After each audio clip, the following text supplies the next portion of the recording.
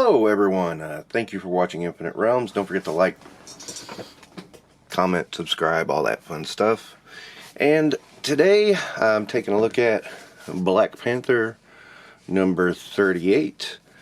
In case you're wondering, I hope by now I've posted the video. I just filmed it, but it looks like I'm doing all Marvel here because it is the box I bought is a majority Marvel, and that does kind of preclude it to being mostly Marvel. I think next week will be the first DC book I've pulled out of the box, Eclipso. Eclipso number 8 to be exact, from mid-90s I think. Anyway, without further ado, here we go with Black Panther. And let's see here, do I got a year on this? 2008, yeah. So, not modern per se, but, you know, not classic either. But, you know, some pretty good visuals going on here with a battle, you know, and here's Killmonger, which looks very different from the movie. And there's T'Challa. And I do believe Okoye is in this as well. I thought I saw her at some point. I read this a few days ago. And this is, of course, Killmonger and Black Panther fighting yet again. And they fight and fight and fight and fight. And it's a good fight, don't get me wrong. I did not realize that the Black Panther was using the ebony blade. I do like this little trick that Killmonger, he magnetized it to the polarity where the sword and the vibranium in his suit would not, they would be repelled from each other. I thought that was a pretty good move, and yeah, one of the things I love about comics. Yeah, how's that science work out? I don't think that would work, but still fun.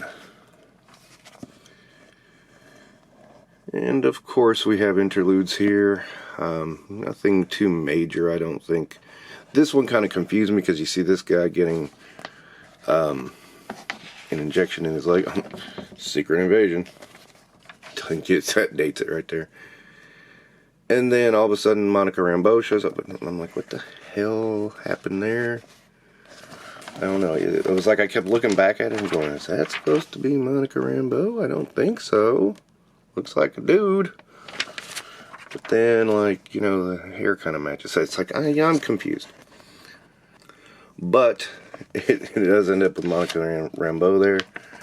And that becomes important later in the story, believe it or not.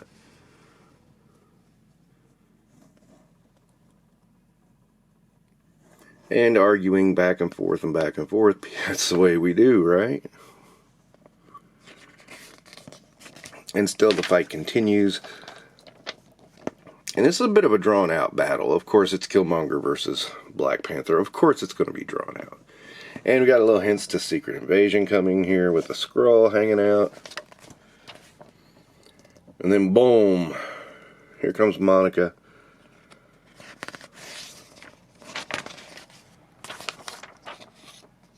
Yeah, Ultimates 3. Ouch. Ouch. Yeah. And this was not one of the strong points of Black Panther, but I think this book itself is pretty enjoyable. Now, here's one thing I was sitting here thinking is like, you know, okay, Killmonger's about to stab Black Panther with the ebony blade, but aren't they repelling each other, so should he not ever be able to? And then boom, Monica kills Killmonger. Out of nowhere.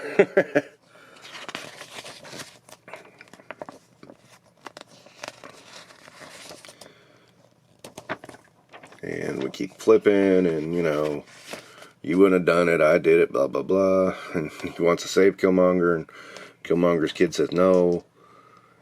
And it turns into this little smudge, and then at the end of it we have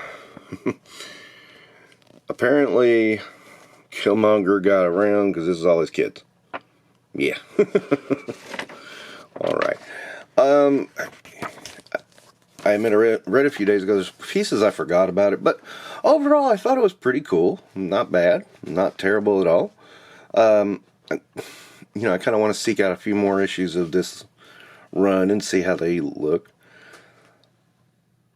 I think if I had more issues with this run, I would probably have better context of what was going on and how everything was fitting together.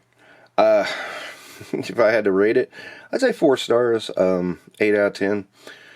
Good comic. Not the best in the world, but not terrible at the same time.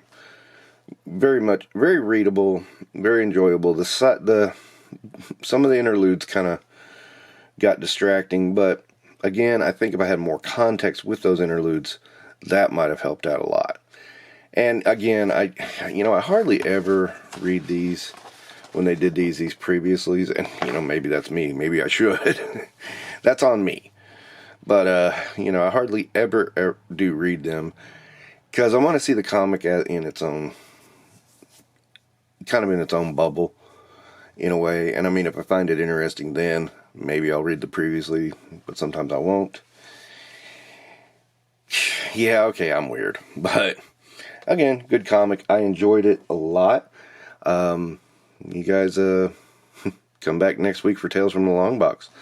I hope you guys are enjoying this series. I'm having a lot of fun with it, just looking at, comics old and not new, but, just a few years old. I mean, in the contrast of them and how they differ and how they are similar. And yeah, I just find this very interesting. And it's like, as a comic book collector who has a lot of comics from various eras, I find it fascinating to do this comparison and to see the differences of comic books. Okay, well, don't forget to like and subscribe. Hope you're enjoying it. See you next week.